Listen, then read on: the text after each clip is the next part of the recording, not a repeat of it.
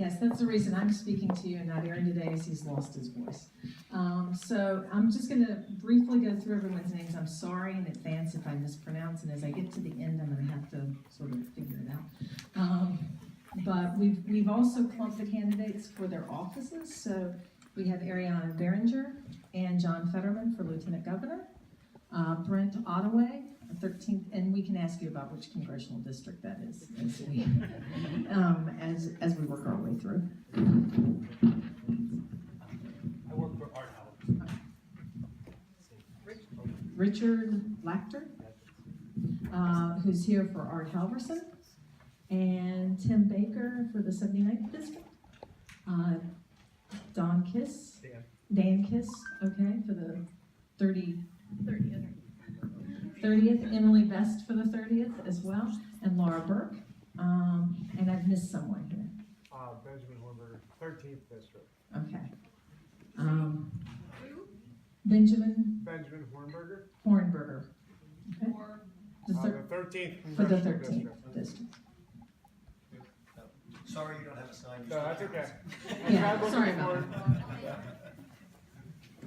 So, if I could ask, can I start with you, Laura? If you mind coming up here so everyone can hear you. Yeah, I know it's a little bit awkward. We have, I guess I could roll it back and forth, but it's probably a little better if everyone comes to it. Hi everyone, I'm Laura Burke. I apologize for being a little bit late. I am running for state representative in the 80th district, and my main motivations for running, I have three main reasons. One is my children, concern over their future, the kind of community we're building for them. The second is my clients. I represent low-income victims of domestic abuse here in Blair County, and what I found in doing that is they're actually pretty average for Blair County residents. And my concern with that is, what opportunities are we providing to our citizens? I know Barack Obama once said that your destiny shouldn't be determined by your zip code. And I strongly believe that. And I think here in Blair County we have an issue where sometimes that is the case. And I think people who live in 16648 should have the same opportunities as those who live in 16686 and some of our other zip codes. My third reason, and I was telling, is Jody Walls here? I don't see her. But last night I was talking to her and I told her, this sounds kind of cheesy, but one of the main reasons I'm running is democracy, protecting our democracy. We need competition, we need participation in order for our form of government to work. And here in Blair County, we haven't had that because we've had one party with one side running. And so we're going to offer people a choice this year, and we are going to participate. We're going to get out the vote, and we're going to have candidates at all levels of the ballot. So those are my three main motivations, and I look forward to speaking with you more.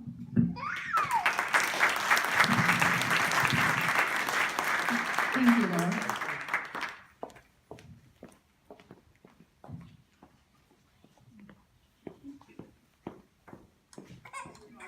Thank you.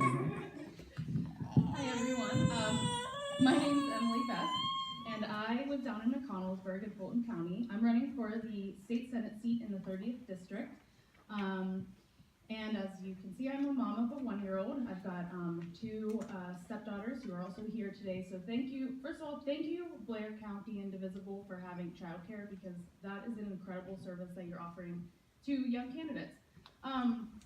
I'm running for a lot of reasons as well. Like Laura said, I believe we should have competition. No Democrat has run for this seat since 2006. And I think that as a Democrat, that for our party to stay vital in central Pennsylvania, we have to run candidates. And, you know, I was thinking, I was kind of hoping that somebody else would do it, to be frank. I have a pretty busy life. I work still full-time in southern Huntington County at Tuscarora Organic Growers Cooperative, which is a network of organic family farmers. And I, you know, was watching the seat for a long time and just was hoping that somebody would step up to run for it so it wouldn't go unopposed for yet another cycle. And in mid-January, it was still looking open, and I said, okay, well, I'm just going to make this work. I'm going to make time for this campaign and work hard. And, have a debate of ideas. And also, I really think it's important to encourage our younger folks and folks who maybe have gotten a bit frustrated with current politics to see that there's options on the ballot. And so that's a big reason why I'm running, is to show, hey, there's an option and there's a reason for you to come out.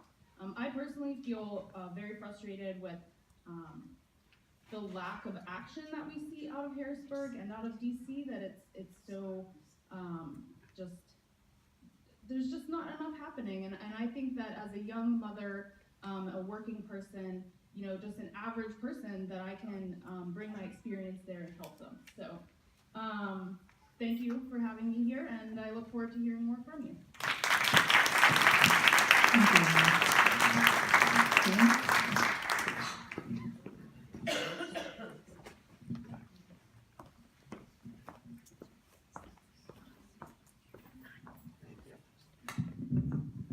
Afternoon, everyone. My name is Dan Kiss. I'm one of the Republicans on the ballot for the 37th District. I live in Altoona with my wife, Holly, and our young son, Joe. He's about 20 months old, in a couple days here. I was over at GOP headquarters this morning, and I was talking to a couple folks, and I said I was coming over here today, and they all looked at me like I was crazy. They said, why would you go over to them? They hate us. They protest us. They want nothing to do with us. They chop up our words and make lies. I said, you know what? They're voters. They're citizens. Their voice is just as important as everyone else's voice is. And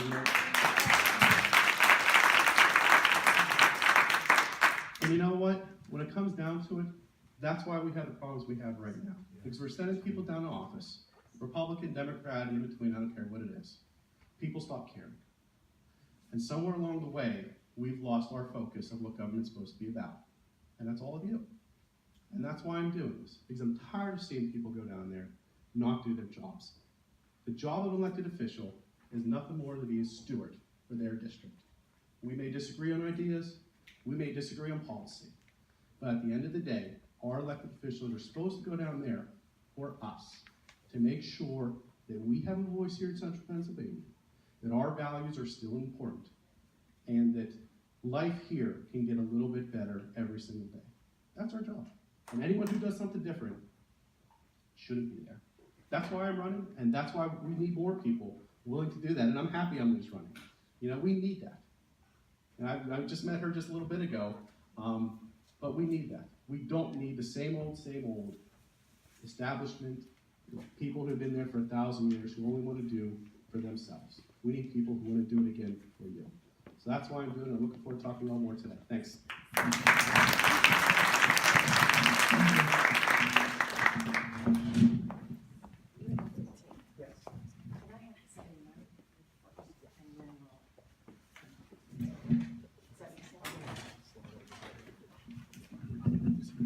I'm trying to make sure we get candidates in each district at the same time, so the ones that are running against each other. Hi, my name's Tim Baker. I've lived in Altoona my entire life. I graduated from Altoona High School in 2008. Like a lot of Altoona residents, I immediately entered the labor force. I worked a lot of retail, food service, construction, customer service, whatever was available to make the ends meet. I'm running for this seat because I believe the people of Altoona deserve an alternative to politics as usual. Our current representative campaigned on the promise that he wouldn't bring state funding back to Altoona, and he delivered on that promise. A few weeks ago, I opened up the newspaper and I saw that Lou Schmidt, his lead promise was no state pensions for convicted felons. With all due respect, that doesn't do a lot for me. Until Monday, I was working in a labor-intensive factory position, making less than $10 an hour. For that reason, I tried to unionize that workplace. When I showed up on Monday, I was told my services were no longer needed. So I understand firsthand the struggles of trying to get fair representation in the workplace, and I know if we don't defeat right to work, that struggle is only going to get harder. I also know firsthand the struggle of trying to pay rent in Altoona on less than $10 an hour.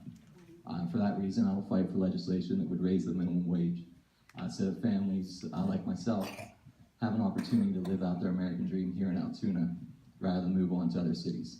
Thank you.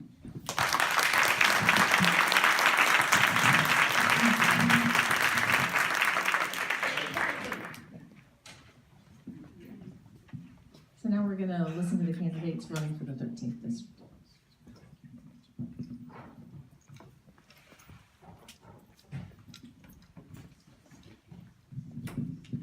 Good afternoon, everybody.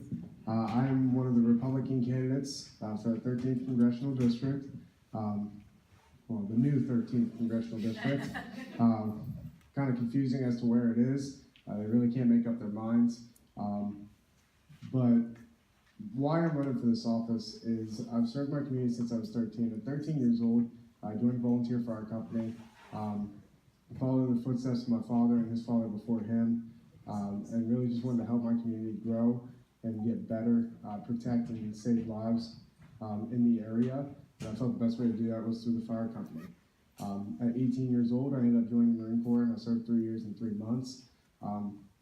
So the idea of my representation would be service first, service to my community, service to the country, making sure that no matter left or right, the right things are done for the right purposes, having some sort of moral values to everything that's done.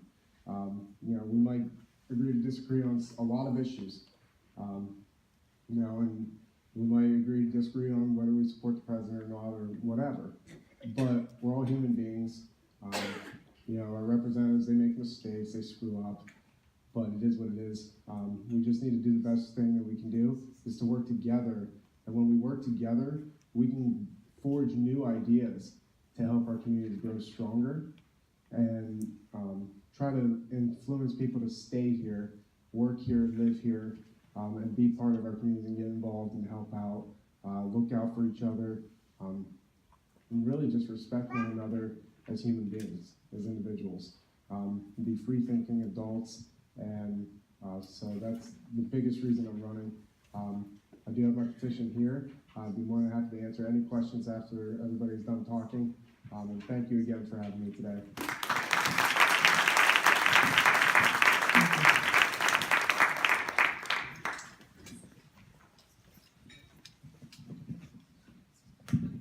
Thank you. My name is Richard Lacter. I'm very sorry that Art Halvorsen couldn't be here today. He's at a family wedding that he really had to attend. I'll do my best to represent him. Of course, I'm not nearly as good as he, but I will just explain who he is. He is a retired Coast Guard captain. That's a rank sort of equivalent to colonel in the Army. It's an OS6. He was a search and rescue pilot for many, many years, nearly 30. Then he was on the team that set up the revision of maritime security in the United States after the 9/11 attacks. And he was also part of the team that set up the Department of Homeland Security. Art has run for Congress before. He ran against Bill Schuster as a Republican in 2016. He defeated Bill Schuster in this county by an overwhelming margin. He also won in Indiana, he won in Bedford, he won in Fulton, he won in Franklin, and unfortunately he lost heavily in Fayette, where there is, without any other conversation, is that the writing was on the wall for Mr. Schuster. Art is very different than your typical Republican. He is very much a social conservative, like all the other candidates now in the race. And on that, there's probably not a whole lot of concurrence in this room. But where there is some commonality is that Art understands the difference between the free market and corporate rule. Art is very, very much opposed to the influence of corporate lobbyists and other special interests in Washington, D.C.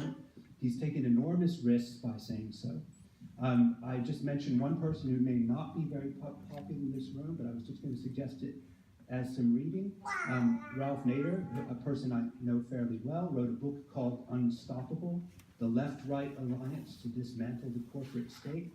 I encourage you to give that book a read. I'll be here if you have any questions. Thank you so much.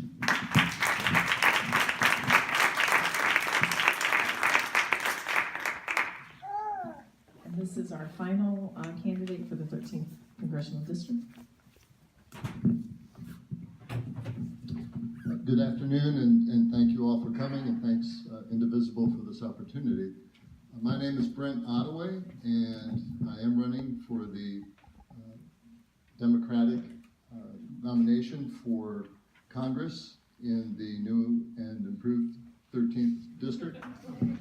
I am a professor at St. Francis University. I came here with my wife in 1990 with one infant in tow. Our 5th child graduates in the spring from high school, and that frees me up to do something that I have talked about for a long time, and that is to provide an alternative in the voting booth. And not just that, given the circumstances we face today with a Congress that has failed us all, both parties, for the last 20 years by just shouting past each other rather than working together. I am someone who, with my work at the college and in the community, have a lot of experience bringing people together to come to reasonable conclusions and to get things done. And that's what I hope to do. I'm tired of the war on the future that has been waged in Washington, where everyone is making short-sighted decisions on the environment, on tax cuts, and everything else because they only see to the next election. I'm looking at the big picture and the long term. Thank you.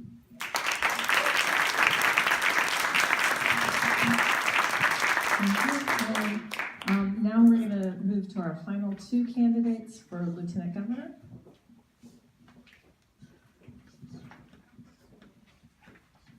Can everybody hear me? Yeah. So, hi, everyone. My name is John Fetterman, and I'm the mayor of Braddock, Pennsylvania.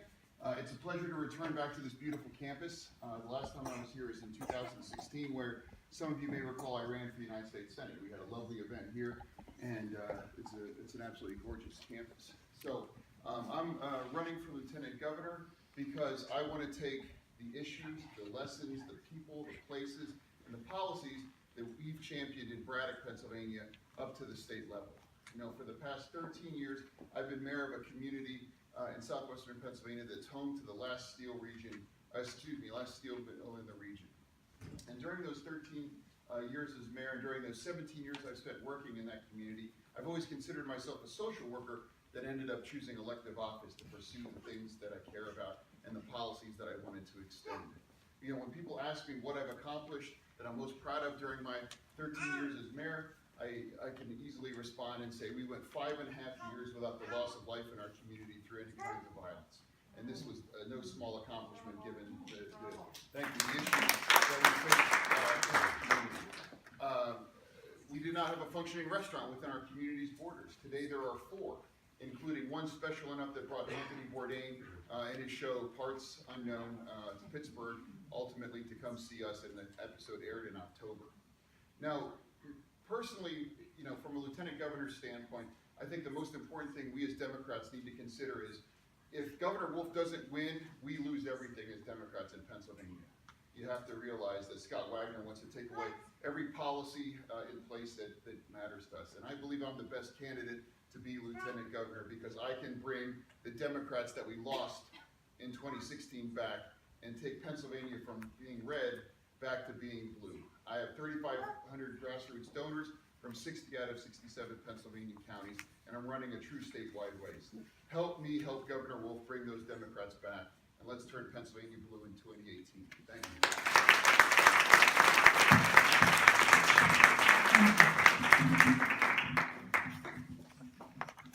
I'm the youngest of 10. Can you guys hear me? All right. So when I thought about running for office, I really thought about the life that I've led and the values that taught me. So I grew up the youngest of 10, that's why I have that loud voice. But I grew up in a family of poverty. I watched my mom, who was a waitress, and my dad, who was a maintenance worker, really struggle to find enough of everything. I'm talking food, utilities, clothes, you name it. I can remember being a little girl waking up to not having any running water and throwing my toothbrush in my backpack and brushing my teeth when I got to school. But with what little we had, I knew that it was incumbent upon me to give back. So 2 months after 9/11, I enlisted in the United States Army. I was an 18-year-old kid, and I had a very healthy understanding that I would be heading into war. I did. I was some of the first boots on the ground when we invaded Iraq in '03. And I carried an M203 grenade launcher. That's essentially an AR-15 with a grenade launcher on the bottom.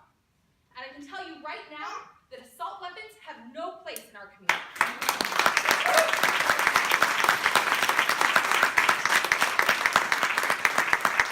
And when we think about who we want to represent us as Lieutenant Governor, I think it's important that as Democrats, we start electing people who have come from the very backbone of our party.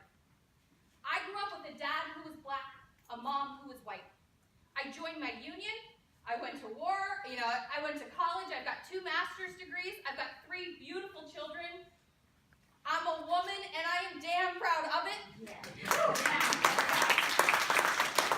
And I think if we are ever going to change the hearts and minds of the politicians who sit around the table making all the decisions, then it's about damn time we start electing people that come from the backbone of our party. When we do, we win. I'm grateful to be here. If you have any questions, I'm looking forward to answering them. So thank you.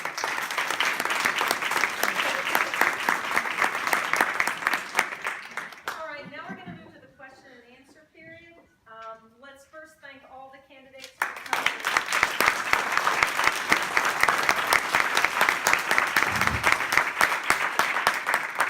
And just to remind you, we can do the format. The format is this. We can't change the format. It's that you ask your question, you stay to a minute. We want to make sure that we have a lot of opportunities for questions. And the responses stay to 2 minutes so that we can move on to different topics and we can also follow up those questions though. It can be for the whole group or it can be for each candidate individually. Now it gets opened up for anyone that you want to ask a question to, either to everybody or to one individual candidate. To me, the most important issue is global warming and what we are going to do to combat it. And for Pennsylvania in particular, it's, even Governor Wolf has been encouraging pipelines and fracking. And these are 2 of the worst things that can happen to our environment. And I want to know how each of you, are you pro, do you believe in global warming, number 1?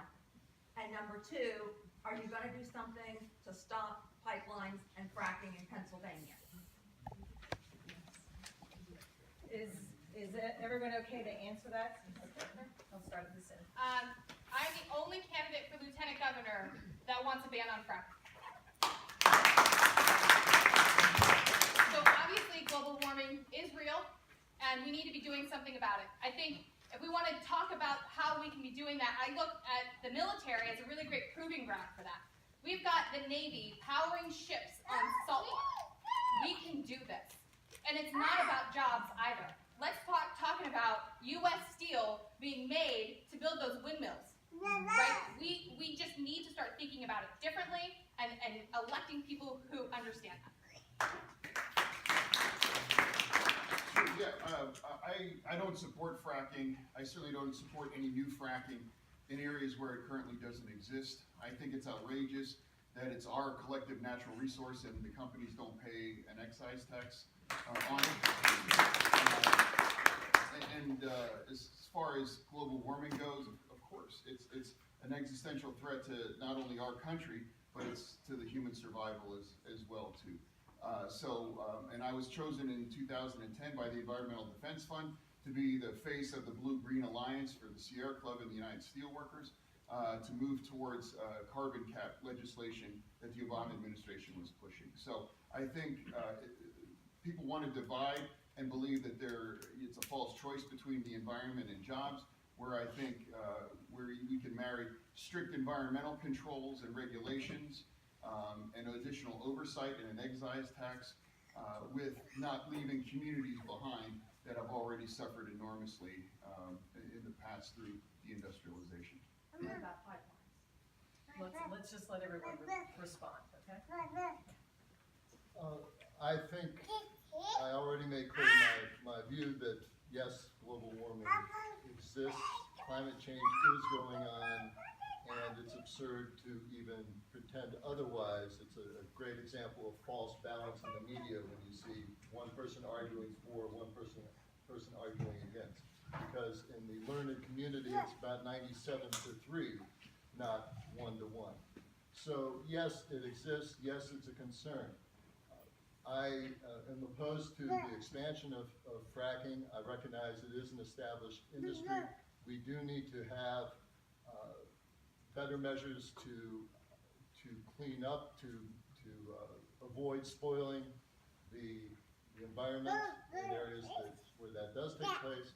And I agree that it's a false choice, jobs or this, and I look at the war on coal, so-called, that many people in Congress and elsewhere have argued about.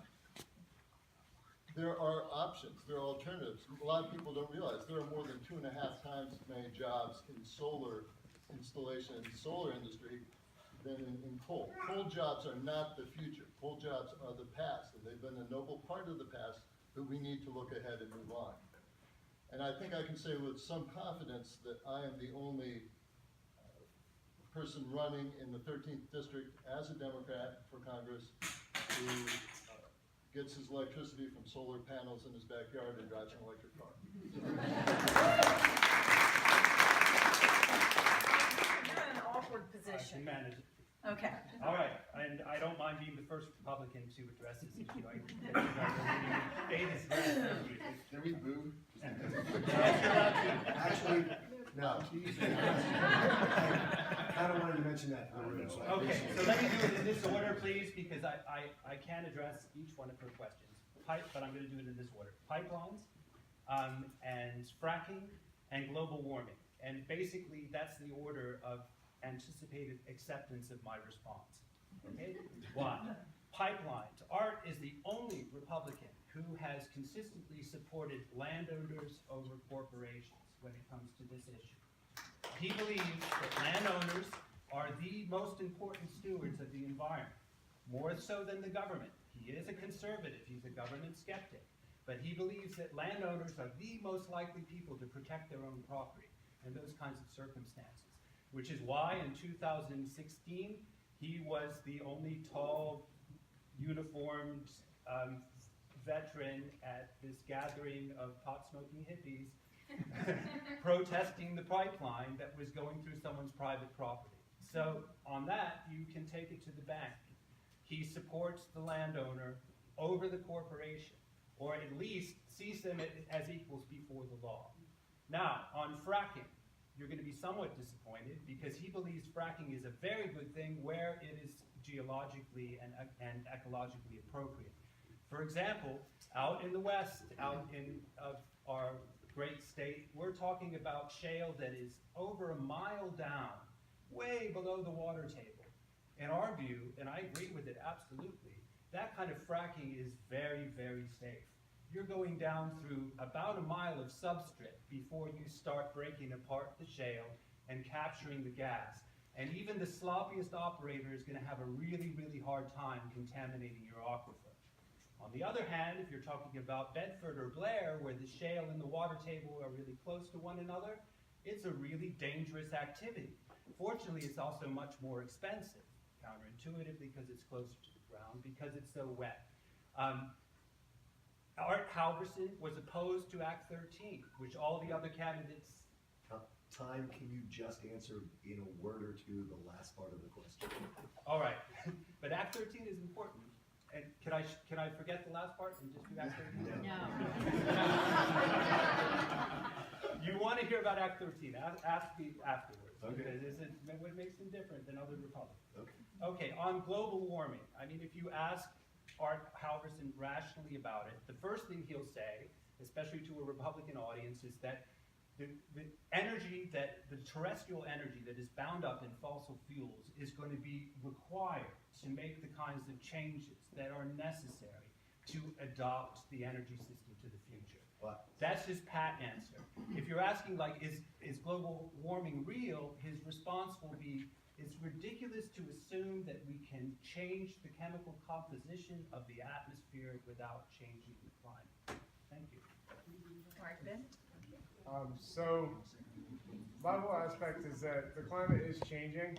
I don't necessarily believe that it's changing as radically as some do think, but I do believe it is changing, and we have to look at it. I don't believe that the corporations, I believe the corporations should do more to productively reduce the effects of carbon emissions and everything on their own. I think that they're so used to not doing anything that when the government steps in and tries to regulate and everything, they get really ornery.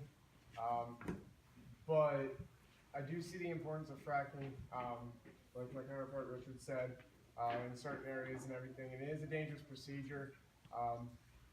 But my main concern would be if we are to start to slowly evolve from coal manufacturing jobs or coal mining jobs to green energy, we need to make sure that we retrain the coal miners so that they can adjust, so that they're just not left without work. We got to make sure that if the jobs are going to change, that we can help the people overcome and adapt so that they can continue to provide for their families while advancing towards greener energy to try to help our planet. Thank you. I don't really have anything to expand on that has been mentioned already. I do believe global warming is real. It's happening. The evidence is overwhelming. And I also believe that fracking is no good, but where it exists, it should be taxed. We shouldn't just be letting them take our resources out from under our ground and not having any benefits for the citizens that live here. That's all I have for that. Thank you. My grandparents were coal miners. My dad worked in a factory. I remember the orange streams in Johnstown. I remember the dirty air. Did global warming have an effect on it? Of course it did. To say that it doesn't exist, you got to talk to the people who are the very, very far to the right side to hear that otherwise. Look, as humans, of course, we have an effect on our environment. Our job is to be stewards of that environment, and there has to be a balance. And I heard a lot of people say that earlier. That balance has to exist so that we can make sure that people still have jobs, but yet we still have the beautiful streams and the beautiful mountains and the beautiful lakes, particularly in this area, which is rich in those resources that can be used for oil, plastic, coal, you name it. That being said, we have to look a little bit beyond that because it is a balance. Pipelines, for lack of a better word, they're pretty much already done. We can't go back in time and undo that and cause 10 times more damage if we did. Now, that's not to say we should put new ones in, but the ones that are here, they're done. We can't really go back in time and fix that. As for fracking, it's kind of the same thing. We do need energy. We can't just forget it and pretend it doesn't exist. We need to work in many areas to create energy. And the way to do that most effectively, and while still protecting the environment, is for incentives, not punishment. You catch more with honey than vinegar. So if we make it incentives for groups, for corporations, to do it the right way so that our streams aren't trashed, so that our forests aren't destroyed, and so that our environment isn't destroyed, they'll do it because it makes sense to their bottom line. Not because we're going to punish them on the back end and say, well, we're going to destroy you otherwise. Make it worth their while, they'll do it on their own. So there's a way to do it, but we have to work together, and it has to be a balance, not just two sides yelling at each other from the other side of the room. Next. If anyone needs a mic, just let me know, and so I can provide it for you. They need the mic. They need the mic. It's very awesome. And you gotta turn it on. So I agree with much of what my opponent up here has said, actually. But the thing is that, so I have a master's degree in environmental policy, and I work in organic agriculture, and I see the effects of climate change every single season with my farmers, because things that they could have counted on happening each season in terms of harvest dates, plantings, how the winter behaves with their crops and with pests, we can't count on that anymore. We're seeing it every single season getting more and more unpredictable, and we're seeing new diseases and pests in our region because of the changes of climate. So to that, I mean, I definitely believe that climate change is happening, and I believe that humans have contributed to it. We definitely need an excise severance tax, and if I am able to go to Harrisburg, I will be supportive of that. One thing I studied a lot in my master's program was about the trade-offs between extractive industries and more renewable industries. And extractive industries are inherently short-term benefits. You get those jobs at the front end during construction, and then the jobs sort of peter off.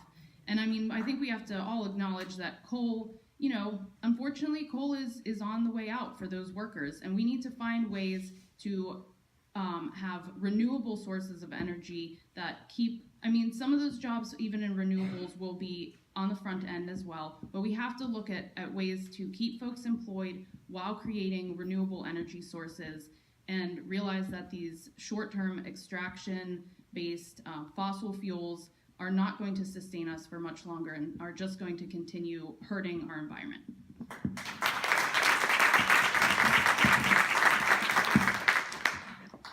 I also agree with a lot of the things that have been said as far as balance in some respects. I do believe in global warming or climate change, whichever term you choose. I do think that some of the things we have already done, it would be very hard to go back and change. However, if there's evidence that they are continuing to cause additional harm, we need to look at that and possibly take steps to remediate them. I think we need to incentivize the use of renewable energy and turning to renewable energy. And one of the things I've been saying is we need jobs that stay and jobs that pay. And when we look at things like solar power and wind power, those are jobs that can stay here in Blair County. It's not like the pipeline where we actually have people from out of town here building the pipeline instead of local citizens. So that's not even an economic benefit to us, let alone, you know, the environmental issues it's causing. And I really am a fan of solar power. I think we need to incentivize it. I've heard that there is model legislation, and I don't know if it's actually been introduced in Pennsylvania, but I think they were trying to make inroads here to have it introduced that would severely hamper the ability of solar powers to be profitable, and I think that's very dangerous. And I hear this argument, well, it's cloudy here, solar power won't work here. Give me a break. I grew up in Seattle, okay? We heated our water with solar power, and I never took a cold shower. So I think, you know, there are things we can do to improve the situation, and as Emily said, they're sustainable and long-term.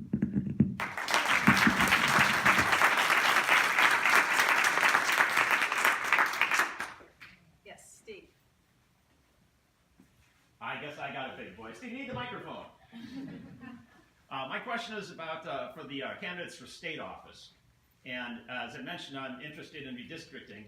Right now, there's legislation from fair districts pending in this session to, all this legislation would do is it would authorize a vote on the ballot in 2020 to amend the state constitution. And that amendment would, instead of having legislators, whether they're Republicans or Democrats, whoever's in power draws lines to stay in power, it would shift that to an independent commission made up of a balance of citizens from the Republican Party, a balance of citizens from the Democratic Party, salted with a bunch of independents. The reason I'm asking you this question, even though you're not in office, is next year you might be in office, and for this to get on the ballot, you would have to vote yea or nay on this legislation next year. I'd like to hear how you would view that proposal next year. Thanks, Steve. I absolutely support, I guess is HB 722, yes, the number this year.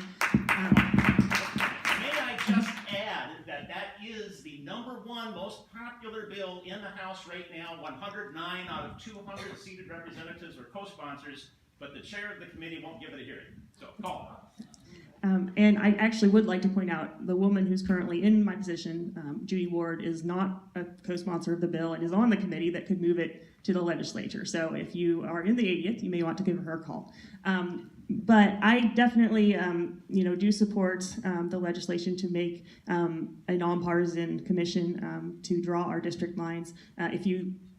We're all here saying 9th and 13th instead of 9th and tripping over ourselves because of this issue and because of this problem. And we saw the chaos that it's causing, and it's costing us all money and wasting our time. So I do think a nonpartisan commission is the way to go. It's kind of a no-brainer. That's really all I have to say.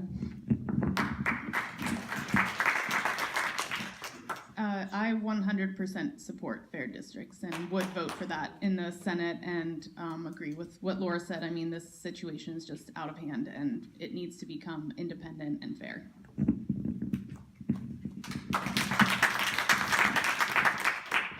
I agree with both of them actually on this issue. Plainly and simply, it was never meant to be done politically.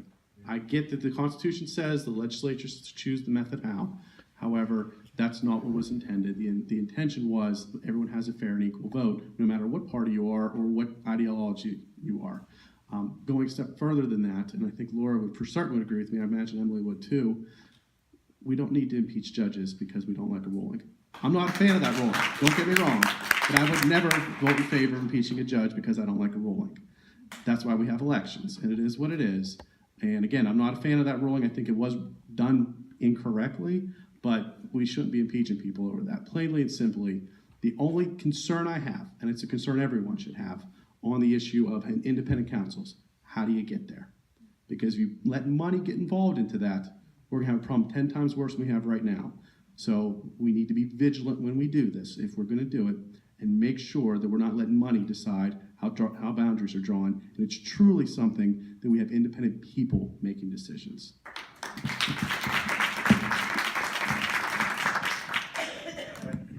Just to clarify, did you say you would support the legislation then?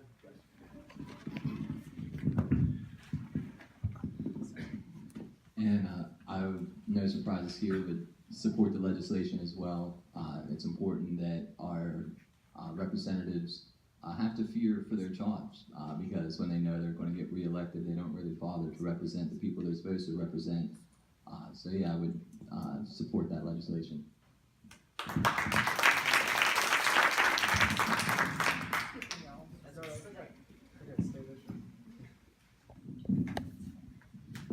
So you always run into trouble when you let the politicians pick their people. The people must always pick the politicians. And that's how we got into such hyper-gerrymandered districts, and that's how the partisan rancor has increased to the point of paralysis here in the state. I like Republicans, and they're here, and we deserve credit. My parents are Republicans. But I would want to point out on the recent ruling, with the new map, the brand new map, Republicans would have won in 2016, 10 to 8 seats. So they still would have won more seats. And they're appealing that map. Why? It seems like a very fair map, based on the vote total. It's because they don't want fair, they want it all. And we need independent districts that aren't given to any political party, one or the other. That way, the original purpose of the Constitution, one person, one vote, and everyone gets a voice. It has to be represented. So needless to say, I would absolutely support that bill. Thank you. So back in 2012, I ran for Congress, and that's right when we went through redistricting on the congressional level, and they drew me out of my district by 1 mile. So I wrote an op-ed about this and said, let's take a look. I mean, gerrymandering on its face is racist. It's 100% racist. You are breaking people up based upon their color, based upon their zip code, all of that. And so I'm an IT project manager. I manage global enterprise software implementations. So I think while we still worry about the independency of that commission, we should be looking at something like Iowa. Iowa actually uses computer software that produces a fair map, and then the legislature has the opportunity to vote on that map. They can either choose to vote on it or ask for a new map. They only get that 3 times. If by the 3rd time that map is produced, that's the one they're stuck with. They don't get to vote, and that's it. So I think there's an opportunity to take a look at some of the other states that have done a very good job at their maps and utilize some technology to kind of get that influence and money and politics out of how our districts are drawn.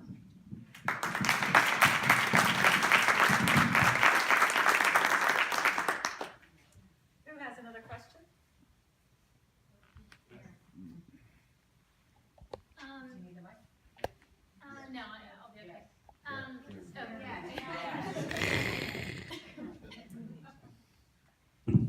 All right, thank you everyone for being here, Republican and Democrat. I know it's here in front of everybody and speak your mind, so I appreciate it. I want to know, what do you think about compromise? Working with someone of a different ideology than you? And what are you willing to compromise? How far are you willing to go? I guess I'll start. So, being in the military, you're working with people from all stripes, whether you're Republican or Democrat or Green Party or any other thing. When you go to war, you don't care, right? You work together, you find ways to work together. And even though I didn't agree with the war in which I was serving, I still did my job. But I think there also comes a time when instead of being a backstop, you have a backbone. And I look at that and go, my values, the values of the Democratic Party, need someone that's willing to put their neck on the line. And to say $15 minimum wage is necessary. It's completely necessary for people like my mom, who I watched wash 3 different waitressing uniforms for 3 different jobs in our kitchen sink. Like, someone's got to stand up for that and be willing to stand up for those things and say why they're so incredibly important. So I think there's a little bit of both, but you have to know when to stand up and fight and when to compromise. I think I could work with that guy down at the end, that Republican. He seems pretty reasonable. Don't let that get out, please. Yeah, no, that's just what I'm saying. And that's the good part about bringing everybody together in the same room. But I've also been on the record as saying you can't compromise with crazy. And in our current political climate, we have a lot of that coming from the other side, again, in my opinion. And there are some things that I just can't compromise on and would never compromise on. So there are core principles that whether it's how we treat immigrants, whether it's respects to health care, whether it's living wage, whether it's the denial of climate change, these are things that you can't really compromise on because they're facts. Like science doesn't need an advocate. Truth doesn't need an advocate. It's true on its own. Science is on its own. And we need more evidence-based public policy solutions. And I don't think that's necessarily, there should be a Democratic or a Republican issue. That should be a core civic value of all of us.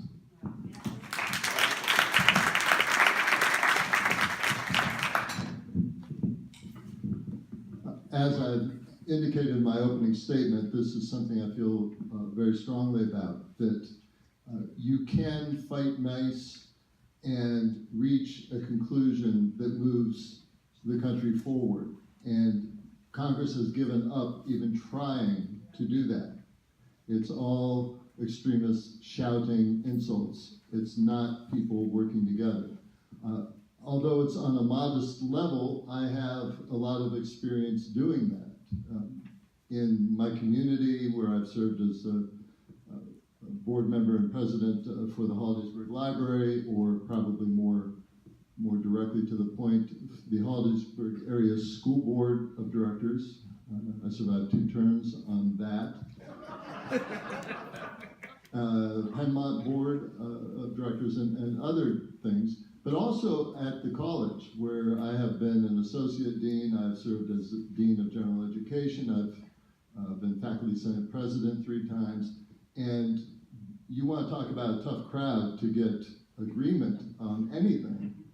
Get a whole bunch of really smart people who think they know everything. And I love to talk. And so I've been seen throughout my career as a unifier, as someone who brings things together. Now, all that said, I would agree we need to base the debates on actual facts, not alternative facts, and work from that basis. Thank you.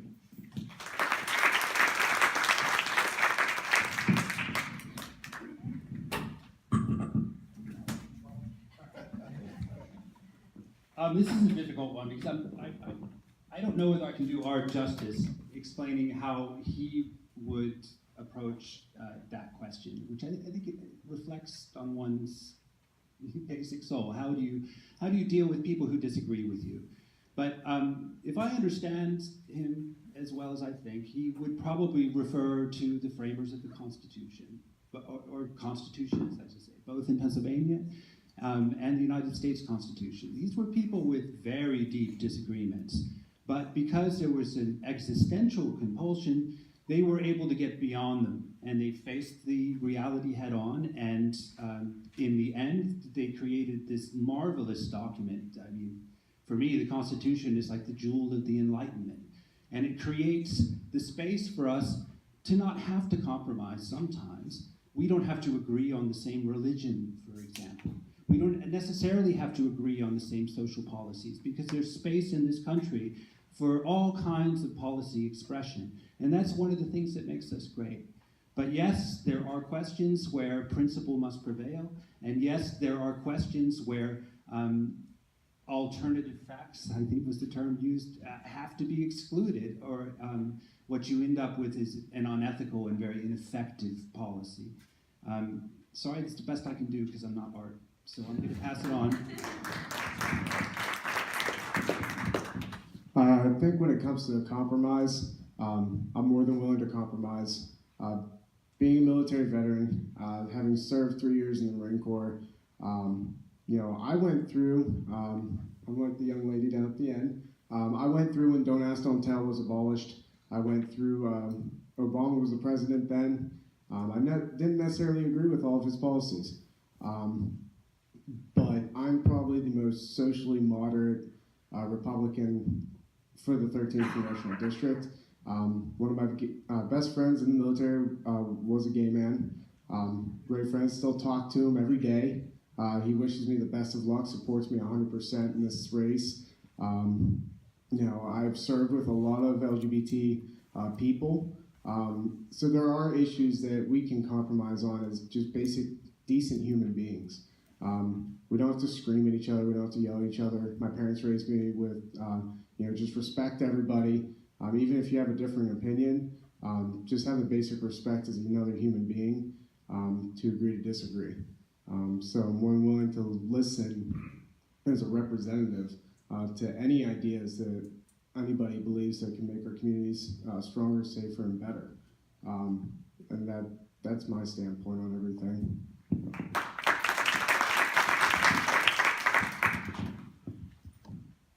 I believe the question was on compromise, and I've found through meeting with voters that it's actually a lot easier to compromise with people if you get them away from Fox News and their echo chambers, and you actually start talking about the issues that how they impact the community, and the way that democracy is supposed to work, where the laws are written to benefit the greatest possible number of citizens. And if you actually go out and talk to people and you get to know them, you'll find there's a lot of common ground. It's really easy to find that common ground if you actually go out and talk to people from across the aisle, people you might not see eye to eye with, rather than just preaching to the choir all the time. Thank you.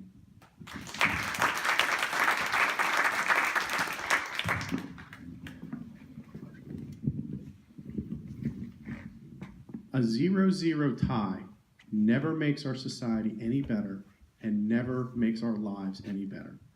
Our current atmosphere of just staying on two sides of a room, two groups of people screaming at each other about the other side being wrong, has not advanced anything, has not helped any of us in this room, has not helped any of us in this country, other than the ones who were bought and paid for and how they got there. So plainly and simply, yeah, we do have to work together. It may not be perfect. Sometimes you're going to win 70% and I'll get 30. Other times I'm going to get 30 and you're going to get 70. Excuse me, the other way around. Got my math wrong there. I'm a lawyer. Clearly math's not my strong suit. But that's the fact of the matter. You're not always going to win. The best agreements walk away with both sides a little annoyed they didn't get what they wanted. And that's the whole point of it. If you look how our government was founded, it was on both sides walking away, not getting what they wanted. That's why we have the Senate the way it is, and that's why we have the House the way it is, because both sides didn't get what they wanted. That's how you craft policy, is sitting with each other and finding that little kernel that you do agree on and using that to create something else. Now, not everyone's ever going to walk away happy, but that's the point. Because we don't agree on everything. We shouldn't agree on anything, because if we did, I'd be very, very scared for everyone, because that's fascism, that's what it is. So plainly and simply, what we have to do is be willing to talk and not be willing to just ignore each other because they come from the other side. That's wrong. We can't have that. We have to at least listen. Don't have to agree, but we have to at least listen. And that's when the biggest problem our politicians have is they stopped listening. Thanks.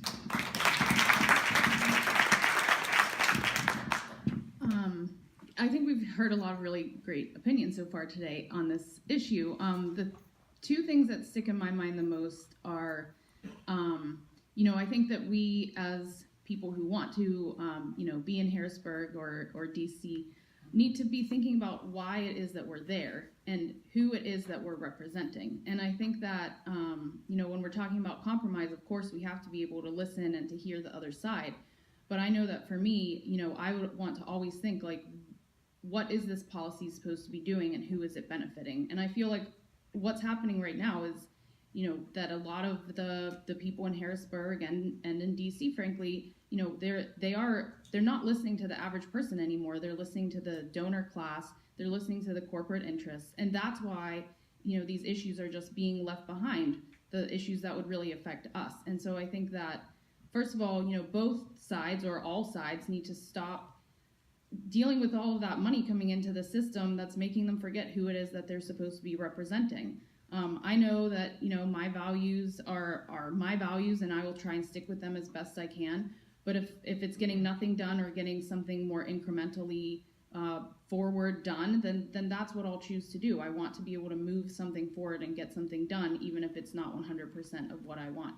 But at the same time, there are some issues that incrementalism isn't enough. And I think, in healthcare right now, incrementally fixing the problem still leaves out millions of people who can't access affordable healthcare. And when we're talking about environmental issues, incrementalism, is going to destroy our planet for our grandchildren, our great-grandchildren. So we have to think about these, issues,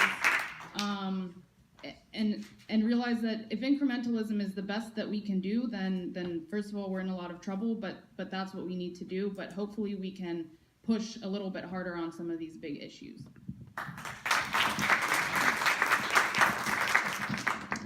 So I told you in the beginning when I introduced myself that preserving democracy and making sure democracy was working was important to me, and I think compromise is the essence of that. And it's important to, a functioning system. I think we do move forward better and stronger together, and when we come to compromises, and I agree 100% with what Dan said, and you'll hear that a lot in court, that if both sides are slightly unhappy, it's usually a sign of a good agreement. And for me, in my experience and skill set, I have served as a pro bono mediator, helping other people come to agreements. Again, I work with victims of domestic abuse, meaning the other side of my cases are usually very difficult people to deal with. And we are still able to settle those cases because we learn to work with the other side, and we learn that, we find the common ground and figure out how to get things done. So I do have some experience working things out that way. In terms of what we can't compromise on, I think it's those things that are just so much common sense. Things like preserving our environment, that's good for all of us. Things like funding education, that's good for all of us, and it's good for all of our children. Things like having nonpartisan ways of deciding our districts, that's good for everybody because it helps democracy function. It helps move us all forward. So those are some of the things that I think are very important, and we shouldn't have to compromise because we should be all on the same page.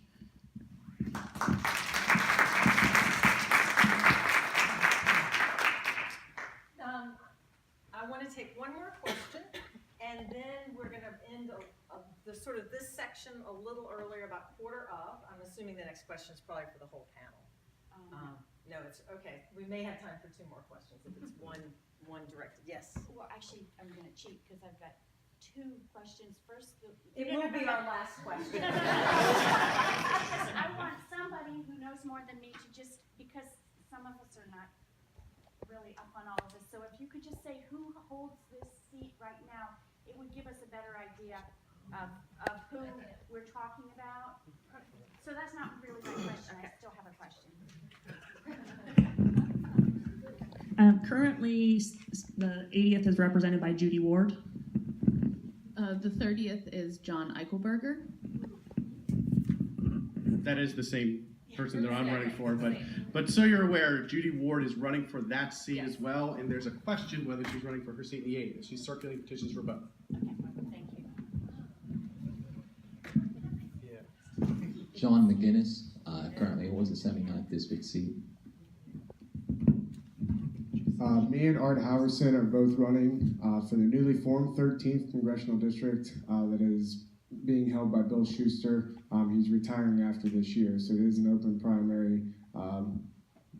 Anybody new could take over this seat. Yeah, I'll just add one thing.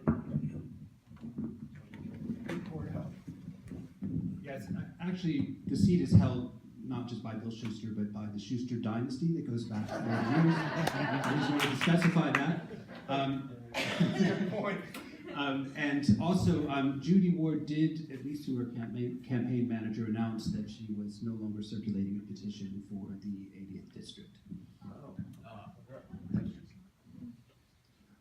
Again, I'm Brent Ottaway. I'm also running for the new 13th, the Schuster seat.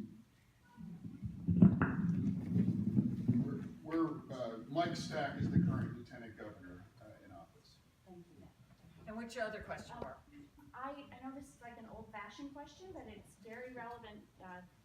It came up when you talked about lobbyists and money. And I just wanted to ask the candidates for the 13th Congressional District, isn't it time we revisit campaign finance reform? Because People can't hear you, Bob. Wait just a second. I'll rephrase it, okay? Let her. Okay. Campaign finance reform seems even more important than last time we talked about it, because I'm looking at the people in Washington and feeling like they're bought and paid for by whoever's supporting them. This question's about campaign finance reform directed to Schuster's, the people running for Schuster's seat. Okay, so it's for the congressional district. When it comes to the campaign finance reform, I'm 100% with you. The lobbyists should not control this country. You control this country. I don't care if you're Republican, Democrat, and I don't agree with a lot of Bernie Sanders policies, for example. But what he did on the grassroots level was absolutely incredible. I mean, $27 average donation per person. I don't agree with his policies. And he was a Democrat and I'm a Republican. But I did agree with what he was doing when it came to the grassroots efforts and the middle class stepping up. One of my big things in the campaign is I haven't accepted any money from big donors like that, and I refuse to. I don't want it. I don't need it. Also, with the salary, the average congressman right now makes $174,000 a year. Now, I understand it is getting more and more expensive to live everywhere you go, but there is no reason in Central PA and Blair County, Bedford, Fulton, Franklin, that you need $174,000 to live. You don't. I'm a volunteer firefighter. My first thing would be hopefully to look at programs to help boost local communities. I want to donate some of my salary back, as long as they'd be okay with the taxpayers because they pay my salary if I were to be elected to Congress. But the lobbyists, I mean, they need to stay out of it. There's no reason, if everybody, in the middle class were to donate to a campaign or a candidate that they liked, we'd be a lot better off. We'd have better representation. I've invested $300 in my own money, and I've had a couple people donate some little bit of money here, a little bit of money there, but there's over 200,000 people in this district. We just need to convince people to donate to the candidate that they prefer.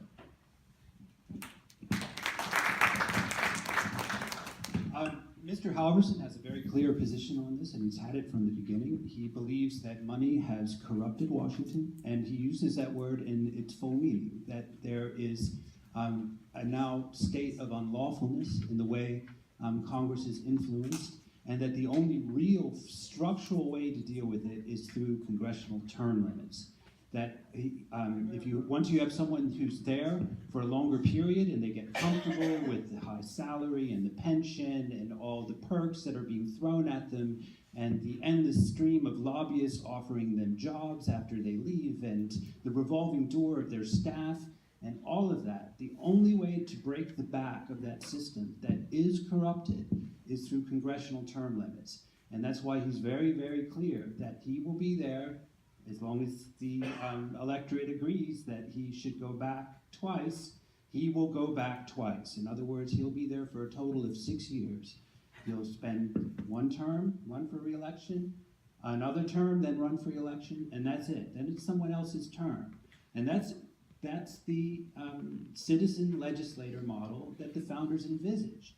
Back when the Constitution was written, no one wanted to go to D.C. I mean, to be away from your farm and in some uncomfortable circumstances, hundreds of miles away from home. You have to take this terrible carriage over a horrible road, and there was risk of death and everything else.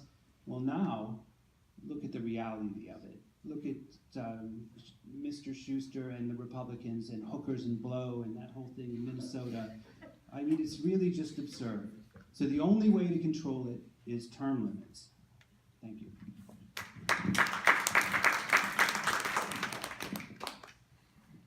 Reform is needed, and the legislature needs to revisit the Citizens United decision and deal with the absurdity of corporations being considered individuals. And furthermore, the revolving door between legislators, if not their staffs, but at least legislators going into lobbying, that needs to be locked once and for all.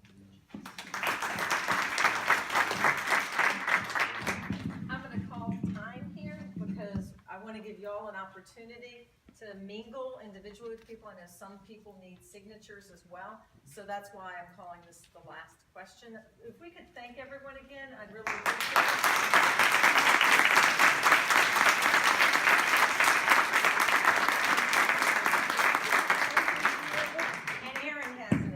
Yeah, just a couple last things. Jillian's going to give us a little information about signing petitions. Please take a moment to sign petitions. Most of these candidates are still gathering signatures to make sure that they can appear on the ballot, but there are specific rules about whom you can or cannot sign for. So please take a moment to listen to that and then meet with the candidates.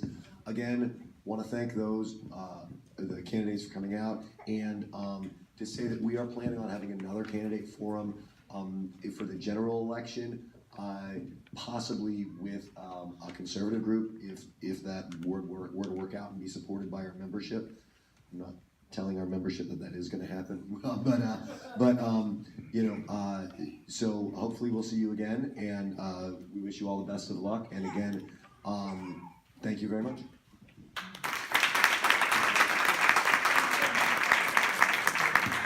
He's outside.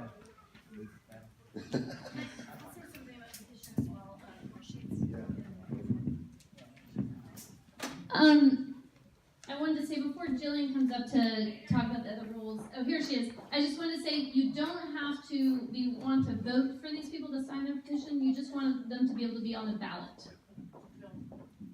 That is correct, and I come across that all the time. Well, I'm not very educated about the candidates yet. Well, you're not going to be able to get educated about them if they're not on the ballot, so please sign your petition. But here are the rules. Okay, so if you are a registered Democrat, you can sign petitions for registered Democrats. If you are a registered Republican, you can sign petitions for registered Republicans.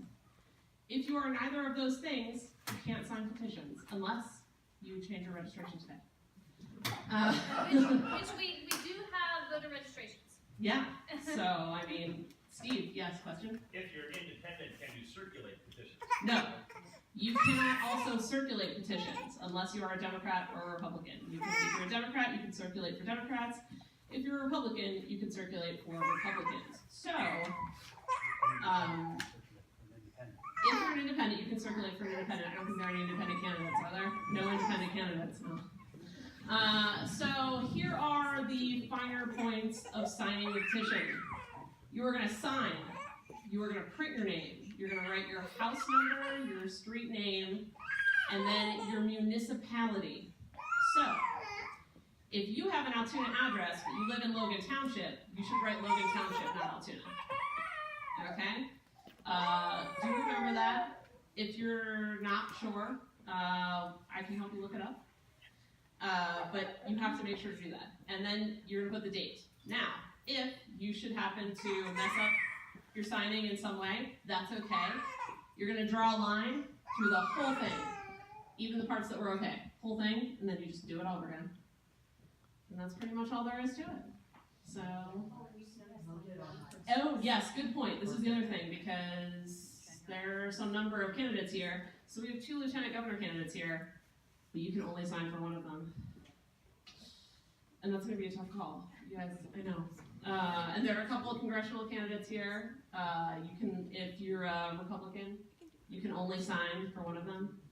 We only have one Democrat here, so. Catherine. Do not do ditto marks. So this happens sometimes when maybe you have a couple people signing in a row that maybe live in the same municipality, or if you've got a couple people in the same household, people like to do ditto marks. No shortcuts. You gotta sign it right. Yes. So if you live in Altoona, you cannot sign for Laura, and if you live That in is correct. Hornberger, you cannot sign for Tim. Correct, yes. You also have to live in the district. So for everybody but Laura and Tim, we're all fine. Everybody here from Blair County? Anybody outside of Blair County? No? Oh, outside of Blair County. If you're outside of Blair County, lieutenant governors, although they would have to have your county's petition here, and the congressional candidates, again, provided they have the petition for your county. So Laura is in the 80th district. That is basically everything except Altoona and Logan Township and a little bit of Allegheny Township. Tim is Altoona, Logan Township, Allegheny Township. There you go. Any other questions? All right. Oh, wait, one more. What if somebody accidentally signs twice? What if somebody accidentally signs twice? You should cross out one of them. Okay. Yeah. They know that. They'll find it when They'll find it. I'm sure that some of these industrious candidates will be challenging the petition signatures of other candidates, and that's how that happens. So, all right. Any more questions? Oh, Laura. I was going to say, if you sign for 2 candidates who are running for the same race, the one that was the earlier date counts. There you go. And I would just add, there are circumstances where you can sign for more than one candidate if there are more than one seat open. Yes, but that is not a circumstance this year. Not, well, for committee it is, like Democratic committee or Republican committee. Yes. There are 2 members for each ward. True. So you can sign for up to 2. Yes. And if you are interested in running for county committee, either for Republicans or Democrats, I would be happy to talk to you about that. If you're a Republican, I will have to send you to somebody else. But I can certainly get you on your way, because you should all be involved in your political parties. All right.